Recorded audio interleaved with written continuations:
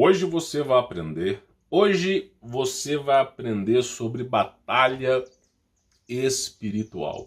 Qual que é a importância para um cristão, para alguém que acredita em Deus, que estuda a Bíblia, saber sobre batalha espiritual?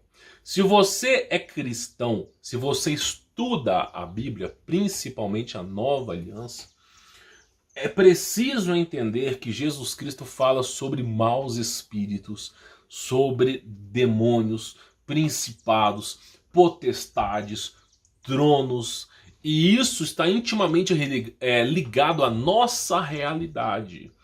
Por exemplo, culturas como São Jorge o Dragão, que hoje se tornou um mito, foram culturas registradas no passado pela Igreja Católica. Culturas, por exemplo, culturas indígenas, ancestrais, sobre Cuca, um demônio da floresta, ou Curupira, demônio da floresta, são culturas indígenas registradas. Então, o que Cristo alertava sobre o mundo espiritual, eu acredito que você também acredite que é verdade. E a Igreja Católica no passado, não estou dizendo a Igreja Católica de hoje, mas sim uma igreja antiga onde os templários ainda não estavam corrompidos, onde havia uma expurgação, um exorcismo de demônios, onde padres eram alocados para se expulsar demônios. Provavelmente você assistiu o filme Constantine, que é retratado, em sua teoria, em suma, através da Igreja Católica primitiva. Então hoje eu trago um conteúdo que ele é bíblico, ele é para pessoas que são adventistas, pessoas que são evangélicas, pessoas que são católicas, porque trata-se do fundamento bíblico, tá? Então hoje eu vou dividir a aula em 3 partes para você poder entender sobre como expulsar demônios, tá? Então eu acho importante essa aula falar para você. Nós temos aqui a versão Premium. Por que existe a versão Premium? Simplesmente porque tem coisas que não convém falar em público. Tem coisas que o YouTube hoje, devido ao politicamente correto, não permite que eu me manifeste mais. Por exemplo, se eu começar a falar sobre o que eu sei sobre demonologia brasileira, sobre todo o folclore brasileiro, sobre o que acontecia no passado, o YouTube não vai mais me permitir falar sobre isso. Então, o politicamente correto impede as pessoas de pronunciar o que elas sabem. E aí a gente tem que ficar cada vez mais falando menos do que a gente conhece. Então assim, o que eu preparei para o conteúdo premium? Porque neste mesmo vídeo ele vai ser cortado, ele vai acabar para o YouTube, mas vai continuar para o pessoal do conteúdo premium. O que eu preparei? Eu preparei 4 tópicos, tá? Os demônios brasileiros. Importante você que mora no Brasil, nasceu no Brasil, você conhecer a tua história, tá? Então os demônios brasileiros, nós temos o caso da irmã Dulce, e como que essa mulher conseguiu expulsar muitos demônios, eu vou falar para você dentro desse conteúdo premium. As principais regras de exorcismo, segundo a Igreja Católica primitiva, você tinha regras que eram necessárias para expulsar certos tipos de entidades. Então nós vamos falar sobre isso e também o legalismo no mundo espiritual. Não tem como você querer expulsar uma entidade sem ter um pleno conhecimento sobre o legalismo. Então são conteúdos que são pesados, não são conteúdos leves, que eu vou reservar um conteúdo premium devido a políticas e a diretrizes do YouTube. Se eu estou usando o YouTube, eu tenho que condizer com as diretrizes da plataforma, tá? Então vamos lá, o que eu preparei aqui para você? Primeira coisa que eu acho que é interessante para você é explicar sobre a palavra. Porque para você expulsar um demônio, para você conseguir repelir um trono, um principado, uma potestade, um mau espírito, tudo se resume a uma equalização da voz, tudo se resume às palavras que serão ditas naquele exato momento. Inclusive, eu vou explicar uma coisa para você, a etimologia da palavra exorcismo significa pronunciar um certo tipo de palavra, tá? Eu deixo isso para o conteúdo premium, mas aqui eu falo para você que exorcismo é pronunciar basicamente ao mundo cristão que Jesus Cristo é Deus. Eu vou até falar aqui para você poder entender. Primeiro, eu quero trazer referências bíblicas. Eu não quero ensinar para você sem referências bíblicas, para você entender que nós estamos falando aqui da própria Bíblia, tá? Olha só, nós temos passagens bíblicas. Disse Deus, haja luz, e houve luz. Gênesis capítulo 1, versículo 3. Isso na King James atualizado 2012, tá? E nós temos também a Bíblia Vulgata no latim, né? Disse Deus, haja luz e houve luz, da mesma maneira. A Bíblia Vulgata é a Bíblia que está em latim, ela é mais antiga do que a Ferreira de Almeida, e ela consegue ser mais antiga até mesmo que algumas versões da King James. E a Bíblia Vulgata está em latim, ela foi como chegou-se ao Brasil pelos padres, pelos presbíteros, por todos aqueles por toda a igreja que estava se comodidando no mundo inteiro, veio em latim. O latim é uma derivação do grego, tá? Então vamos lá. O que é importante eu falar aqui para você, tá? Olha só. Eu vou tratar alguns versículos bíblicos sobre a palavra e aí eu vou explicar para você sobre essa imagem que você está vendo aí em cima, tá? Olha só. Pois a palavra de Deus é viva e eficaz e mais afiada que qualquer espada de dois gumes. Ela penetra até o ponto de dividir alma e espírito, juntas e medulas, e julga os pensamentos e as intenções do coração. Hebreus, capítulo 4, versículo 12. Então aqui você vê que a palavra de Deus ela é muito afiada, ela chega em qualquer lugar, tá bom? E nós temos aqui referências da Antiga Aliança, que é falado pelo rei Davi, consequentemente depois por Salomão, tá? Mas é o seguinte, mediante a palavra do Senhor foram feitos os céus e os corpos celestes, pelo sopro de sua boca, pela sua boca. Por isso é dito, haja luz. Salmos 33, versículo 6. Hebreus também é dito, capítulo 11, versículo 3, pela fé entendemos que o universo foi formado pela palavra de Deus. De modo que aquilo que se vê não foi feito do que é visível. Eu vou explicar isso aqui também, tá? Pela palavra. Inclusive, referências da nova aliança, em Mateus capítulo 4, versículo 4, o próprio Jesus disse, né? Jesus respondeu, está escrito, nem só do pão viverá o homem, mas de toda a palavra que procede da boca de Deus. E também Romanos, né? Quando veio a fundação de uma igreja, que igreja é pregação dos apóstolos, tá? Não tem nada a ver com o templo físico, eclésia é sair para fora. Se você confessar com a sua boca que Jesus é Senhor e crer em seu coração que Deus o ressuscitou dentre os mortos, será salvo, pois com o coração se crê para a justiça e com a boca se confessa para a salvação. É através da boca que você é salvo. É claro que se você for mudo, tem outras maneiras de você ser salvo, pelo pensamento. Deus, a espada de Deus separa até o espírito, o átomo, ele sabe o que você está pensando. Mas, para quem não é mudo, a palavra, o fato de confessar que Jesus Cristo é Deus, lhe incumbe no cristianismo, no que eu acredito, e que é verdade, que você é salvo. Tá? Então você vê que o poder da palavra é muito grande, muito grande. Se você amaldiçoa, a maldição volta para você. Se você abençoa, a bênção volta para você. A maldição é um campo eletromagnético de volta de 50 centímetros. Agora, quando você abençoa, é um campo magnético de 3 metros. Então, para você poder entender a diferença, já falei sobre amor aqui e ódio, tá? Então, até aqui eu quero que você entenda que existem referências bíblicas profundas sobre o poder das palavras, tá bom? E essa imagem que você colocou aí, Humberto? Essa imagem é basicamente o seguinte, olha só.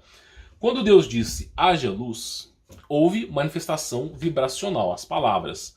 As palavras, elas são representadas como frequências e vibrações.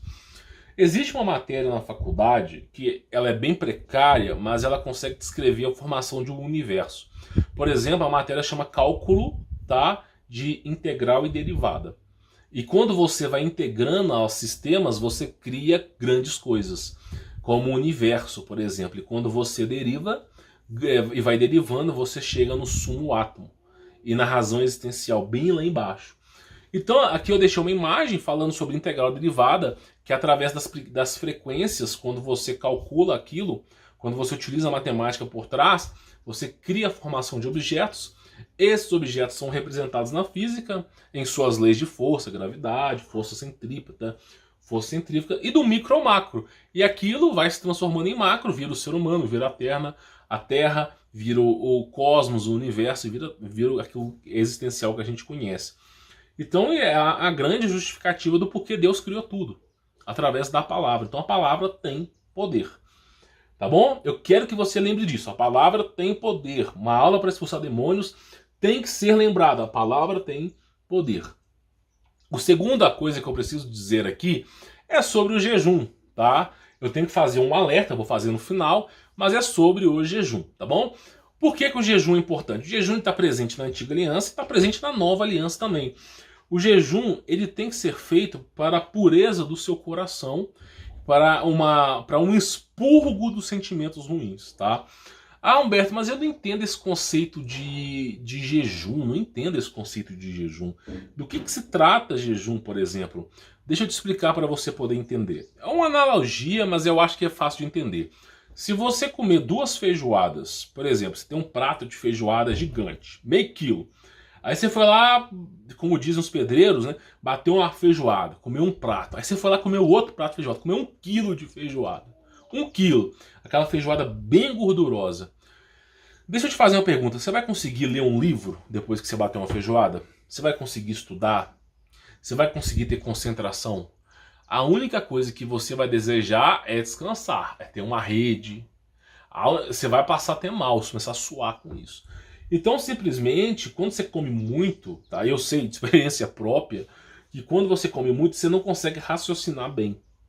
Então, o raciocínio lógico, ele acontece melhor quando o seu corpo não está processando alimentos. E quando o seu corpo não só não está processando alimentos, como ele já expurgou todo aquele mal que ele fazia, você consegue raciocinar melhor, tá bom? Então, quero dizer uma coisa para você aqui. O jejum não se trata de emagrecimento, mas o jejum se trata de uma consciência baseada em Deus, tá? É importante fazer jejum. Eu faço jejum. Consigo fazer todos os dias? Não. Eu não posso ser hipócrita, tenho que falar bem a verdade. Eu tento fazer jejum todos os dias, não consigo. Mas numa semana eu consigo fazer 3, 4 dias. Como é que eu faço? Geralmente eu como 3 refeições por dia, é o que eu faço. E quando eu faço jejum, como 2. O café da manhã é o almoço, e depois do almoço só volto a comer de novo no café da manhã do dia seguinte. Então é basicamente a maneira que eu faço. É claro que nesse jejum envolve eu tomar água, tá? É óbvio, isso aí eu não estou fazendo em Yom Kippur, estou fazendo jejum. E Cristo, ele mesmo ensina sobre o jejum. Vamos ver o que ele fala da importância do jejum aqui. Quando jejuarem, não mostrem uma aparência triste como os hipócritas, pois eles mudam a aparência do rosto a fim de que os outros vejam que eles estão jejuando. Eu digo verdadeiramente que eles já receberem sua plena recompensa. Ao jejuar, arrume o cabelo, lave o rosto, para que não pareça aos outros que você está jejuando, mas apenas a seu pai que vê em secreto. E seu pai que vê em secreto recompensará. Então, jejum, a cultura de você jejuar, você não pode dizer aos 4 cantos eu estou jejuando. Não. Se você decide fazer um jejum de oração, eu posso explicar isso para você futuramente, você não tem que falar com ninguém. E é óbvio que a expressão facial muda, porque você vai estar lá sentindo fome, aí você lava o rosto, penteia o cabelo para você não aparentar que está fazendo jejum. Outra coisa que Cristo fala, então Jesus foi levado pelo Espírito ao deserto para ser tentado pelo diabo. Depois de jejuar 40 dias e 40 noites, teve fome. Então aqui é importante dizer o seguinte, Jesus ele jejuou. E para vencer o adversário, é óbvio que tem outras maneiras, mas para vencer o adversário, ele ficou 40 dias de jejum, ele foi testado ao extremo e através do jejum ele conseguiu vencer. Mas é óbvio que ele venceria também sem um jejum. Mas por que Jesus decidiu usar o jejum como exemplo de conduta ao ser humano? Porque é através do jejum que a gente consegue ter pleno conhecimento sobre as coisas. A nossa fé, ela transborda mais quando você não sobrecarrega o seu corpo. Isso é uma pura verdade. Então é um exemplo de conduta que Cristo quis nos ensinar, tá? Outra coisa que é dito também é o seguinte, depois de Jesus ter reentrado em casa, seus discípulos lhe perguntaram em particular, por que não conseguimos expulsá-los? Os discípulos de Jesus tentaram expulsar um certo tipo de demônio e não conseguiram. E aí, depois eles foram conversar com Jesus e perguntar o porquê que eles não conseguiram. E Jesus respondeu: essa espécie só sai pela oração e pelo jejum. Tem certo tipo de demônio, demônio não, de principado, potestade, de uma hierarquia demoníaca, que só sai com jejum.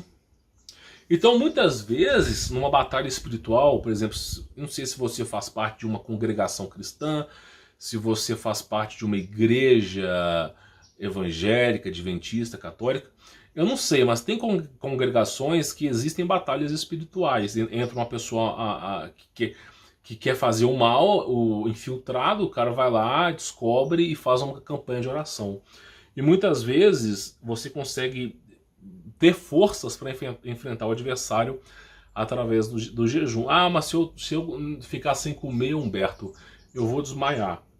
Nem só do pão vive o homem, mas de toda a palavra que sai de Deus. Então, assim, jejum é um hábito, você tem que começar aos poucos, tá? E é óbvio, né, sobre recomendação e prescrição médica, né? Não vou ficar falando besteira aqui.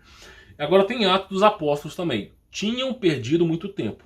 E agora a navegação se tornara perigosa, pois se havia passado o jejum. Por isso Paulo os advertiu. Atos dos Apóstolos, capítulo 27, versículo 9.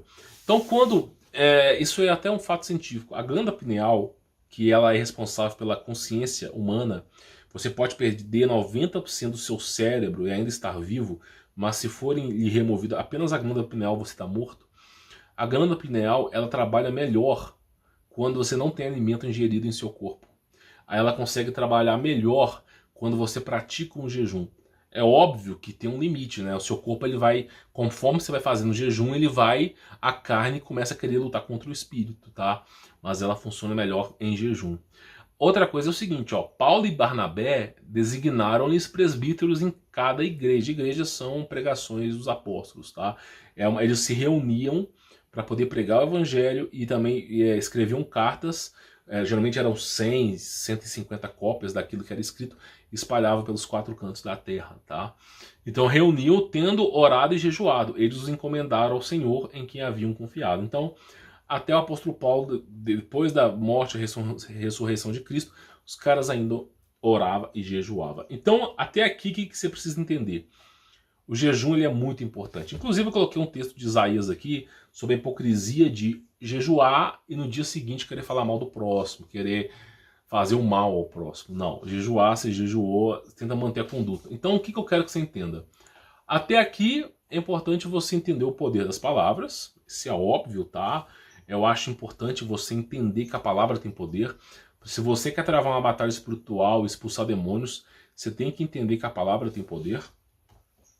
O jejum, ele é um capacitor, ele é um catalisador, é como se fosse um pavio de pólvora, é como se fosse um fósforo, onde a palavra é o fósforo e o jejum é aquela explosão que faz aquilo ficar com fogo. Então o jejum é um catalisador, ele te impulsiona mais a proximidade de Cristo, tá? Então o jejum é importante, e para poder falar agora é a prática, tá? Porque se você entendeu que a palavra tem poder e que é necessário jejum, qual é o próximo passo para você que decide travar uma batalha espiritual? Qual é o próximo passo? Eu já vi pastores de igrejas evangélicas, adventistas, não me lembro, mas eu acho que já falaram, falando sobre o jejum das palavras. Quem for evangélico aqui, com certeza vai recomendar aqui no canal algum vídeo sobre isso. Mas já estão falando sobre o jejum das palavras. Por que é importante o jejum das palavras? Eu já falei sobre isso do Masaru Emoto, do estudo que ele fez de análise molecular da água, onde você amaldiçoa a água, olha no microscópio, a estrutura molecular da água foi rompida. A água está insalubre, igual o esgoto. E quando você abençoa a água, você olha no estado molecular, ela está em formato cristalino. Tão pura quanto o gelo que derrete de uma montanha e se transforma em rio. Então, simplesmente, a palavra tem muito poder, inclusive fisicamente é comprovado. Então, o que eu quero que você entenda, tá? Você precisa fazer um jejum de palavras, tá? E de conduta. A verdade é, a gente fala a palavra, mas envolve condutas. Por quê? Porque a palavra tem poder. Como é que você quer ser cristão se você não pratica o evangelho? O evangelho é amor ao próximo. Se você só mete a língua no próximo, você não é cristão. tá? É óbvio que a gente fica inconformado com algumas pessoas, é natural do ser humano querer comentar sobre aquilo que aconteceu, é natural do ser humano comentar sobre os fatos, mas nós temos que mensurar e medir as nossas palavras, principalmente a nossa língua. Então, o que é o jejum da palavra? É uma proposta que eu vou falar para você e eu vou explicar. Mas primeiro eu vou explicar o que eu acho mais importante. Quando você pega na Antiga Aliança, através do rei Davi, ele já falava sobre isso, tá? Quem de vocês quer amar a vida e desejar ver dias felizes? Todos nós queremos amar a vida e ver dias felizes. E aí ele diz, guarde a sua língua do mal e os seus lábios da falsidade. Se você quer ter dias felizes, segundo os ensinamentos do rei Davi, guarde sua língua do mal, a língua que nos produz a nossa própria tristeza. Quando você pega Tiago da Nova Aliança, na aliança que não foi renovada, mas sim ela é nova, constituída através de Hebreus, né? Cristo tornou sumo sacerdote, né?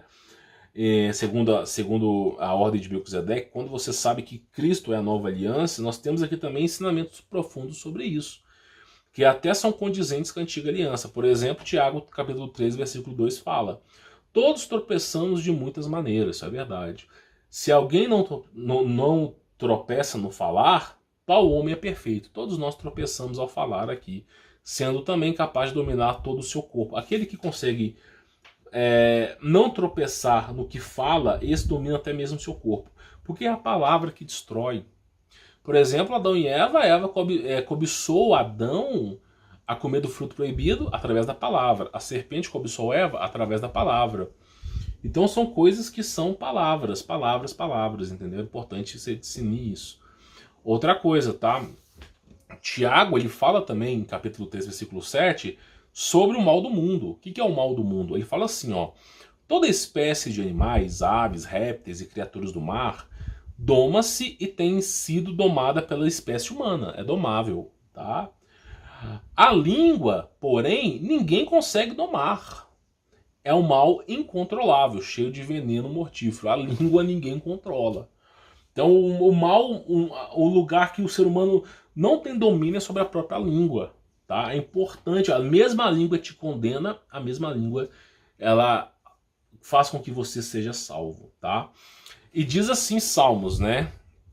Eu disse, vigiarei a minha conduta e não pecarei em palavras, porém mordaça em minha boca, enquanto os ímpios estiverem na minha presença. Porque o que acontece, tá, é basicamente o seguinte: todo mundo quer queixar de alguém, todo mundo se acha perfeito. Então aqui inclusive fala muito sobre isso. As pessoas viam alguém cometendo um pecado, quer descer a língua na pessoa, se tornar um diabolos, um diabelo, aquele que é acusador, caluniador. Então, a etimologia da palavra diabos é acusador, tá? E aí o cara quer sempre descer a língua em alguém, falar mal do próximo, falar mal do próximo. Nós temos que nos segurar. E a advertência do rei Davi é qual? Colocar um tipo de mordaça na boca. Se você não conseguir parar a sua língua, coloque a mordaça na boca. Cristo já dizia, arranque a língua, mas é claro que é com você. E inclusive está dito em Tiago o seguinte, ó, Tiago capítulo 1, versículo 26, né? Se alguém se considera religioso, mas não refreia sua língua, engana-se a si mesmo. Sua religião não tem valor algum. O que adianta você falar assim, eu sou cristão, e todo dia falar mal de alguém? O que adianta você dizer assim, eu sou cristão, e a pessoa vai na sua casa, ela vai embora, você desce a língua. Outro dia, estava no supermercado com minha esposa, e minha esposa estava me contando. Ela estava no carro esperando, e apareceu uma mulher, e essa mulher ela estava conversando com uma vizinha. A vizinha, sem brincadeira, ela virou de costas, despediu da mulher e foi dar um passo para frente. No primeiro passo que a vizinha deu, aquela mulher começou a falar mal com a que estava no carro. Ah, essa vizinha doida, não sei o que, dá problema, não sei o que. Ou seja, as pessoas elas não refreiam a própria língua. Nós temos que seguir a prudência de o quê? De advertir. Isso é errado. Olha, não vá por esse caminho. Isso que você está fazendo é uma coisa péssima. Nós temos a prudência ao nosso entendimento, de orientação, de ajudar o nosso semelhante perante a isso. Agora, falar mal, ficar caluniando, não dá pra gente fazer isso. A gente tem que ser prudente, tá? E a nossa religião, a religião cristã, ela não foi construída em falar mal do próximo, mas de absolver o próximo aos seus pecados, é o oposto. Então a gente tem que começar a desejar, por exemplo, o que as pessoas fazem? Olha só o que as pessoas fazem. As pessoas, cara, é impressionante como que não é olho gordo, mas é inveja e cobiça que existe. Por exemplo, eu moro num sítio, tá? Um sítio, um condomínio militar. Aí acontece basicamente o seguinte, deixa eu te explicar. Tem lugares aqui que os caras aterrissam de helicóptero. Tem lugares aqui que os caras têm uma lagoa que é do tamanho da parte útil da minha propriedade. Eu, quando passo por essas pessoas, eu abençoo. Eu falo, bendito seja Deus por ter lhe concebido essa riqueza.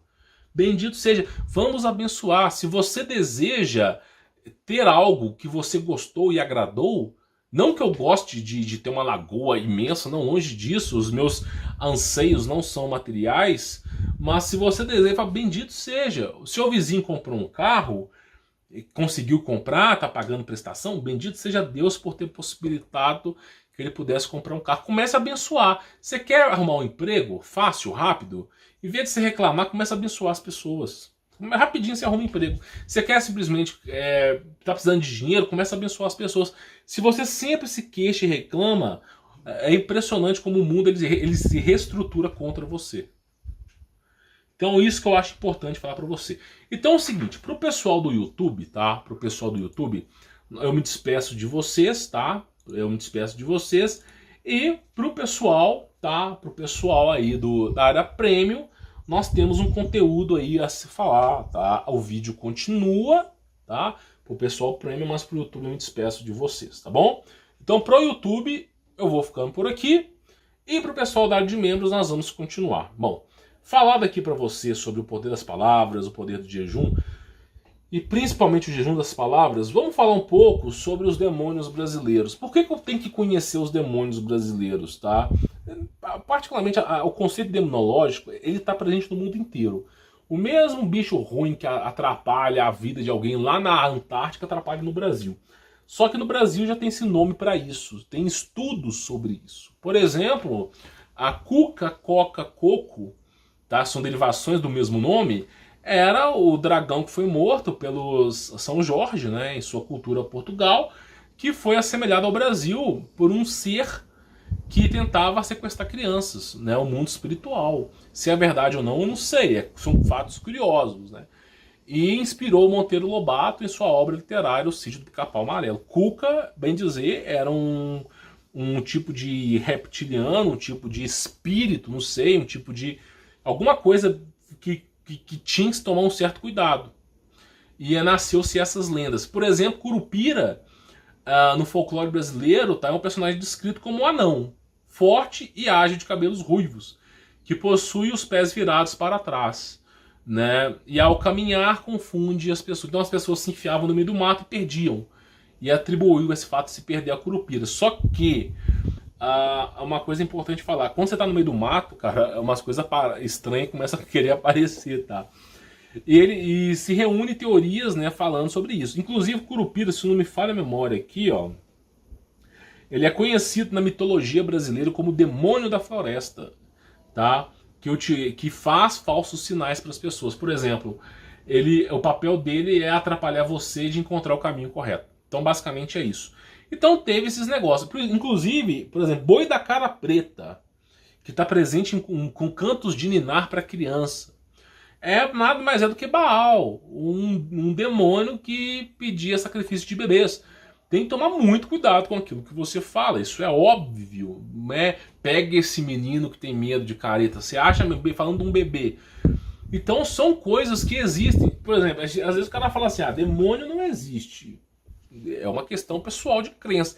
Só que não existe, mas todas as culturas têm esses tipos de seres por aí, perambulando e enchendo o saco. Tem ofícios, né, órgãos de governo secretos que tratam dessas coisas, tá? Só para te avisar. E nós temos aqui um caso, eu não sei se é Dulce, tá? Eu queria deixar isso bem claro aqui sobre esse novo tópico. É o seguinte, teve uma irmã de uma... nem vou dizer igreja, mas uma irmã muito famosa em sua época, que expulsou mais de 100 demônios. Só que eu esqueci o nome dela. Por que eu esqueci o nome dela? Porque os registros da Igreja Católica foram ocultos. A verdade é essa, não tem que mentir aqui. Foram ocultos, não tá lá. Você vai pesquisar, cadê a informação? Sumiu. E aí eu não sei o nome dela, porque é um nome estranho, mas que tinha uma certa semelhança com Dulce. Eu lembro dela.